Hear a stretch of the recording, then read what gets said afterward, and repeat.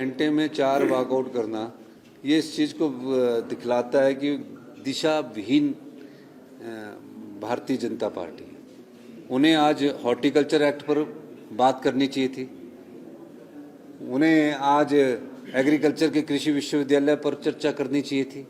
वो चर्चा ही नहीं करना चाहते, वो हर चीज़ पर खड़े हो जाते हैं। अब मैं कोई रेक्टिफाई कर रहा हूँ अपनी बात को क्वेश्चंस के साथ, ऐसा प्रीवियसली हम भी विधायक रहे हैं। पूर्व जो मुख्यमंत्री होते थे वो बीच में भी रेक्टिफाई कर लेते थे जब उनके पास सूचना होती थी, उस पर खड़े हो जाते हैं। फिर उसके बाद तरह तरह के वॉकआउट करते हैं कि हम ऐसा नहीं करेंगे। जो सदन होता है वो दोनों पक्षों की बात को सुनकर अध्यक्ष महोदय उसका संचालन करते हैं। अध्यक्ष का दायित्व होता है, और मैम अध्यक्ष जी का जो हमारे पठानिया साहब है वो सबसे ज़्यादा मौका तो विपक्ष को देते हैं। वो तो कई बार मुख्यमंत्री जी को भी बोलने के लिए बार बार खड़ा हाथ उठाना पड़ता। वो कानून के ज्ञाता हैं, तो वो जानते हैं कि मैंने किसको कितना मौका देना। लेकिन 1 घंटे में 3 बार वॉकआउट करना इस बात को इंगित करता है कि फ्रस्ट्रेशंस लेवल उनका बहुत ऊपर है।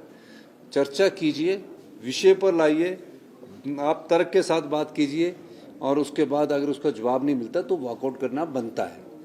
आप बात सुने बगैर ही वॉकआउट कर देते हो, ये पहली बार देख रहे हैं। हमें भी विधायक बने हुए काफ़ी अरसा हो गया, लेकिन इस प्रकार डायरेक्शन लेस जिस तरह विपक्ष है, और निश्चित तौर पर ये डायरेक्शन लेस इसलिए भी है कि पूरी जो भारतीय जनता पार्टी है वो 5 गुटों में बढ़ चुकी है। अब विधानसभा में हिमकेयर का सवाल विनोद जी ने पूछा, उनके साथ रणधीर जी ने पूछा, वो बैठे रहे और जयराम जी ठाकुर जी उठ के चले गए। वो बाद में गए कि सब जब खाली हो रहा तो वो भी चले गए। तो ऐसा नहीं करना चाहिए। उनको पूरे अपने भारतीय जनता पार्टी को पूरे विधायकों को जयराम जी ठाकुर जी को साथ लेकर चलना चाहिए।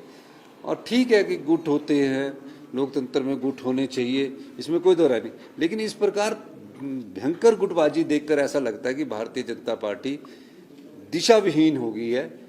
मैं फिर भी कहूँगा कि अभी 10 दिन और है, विस्तृत चर्चा कीजिए, सब्जेक्ट के अनुसार आप बात कीजिए, इसमें कोई दो राय नहीं कि हम निश्चित तौर पर उनकी सभी बातों का जवाब देंगे। हमारे लिए सभी विधायक सम्मानित हैं।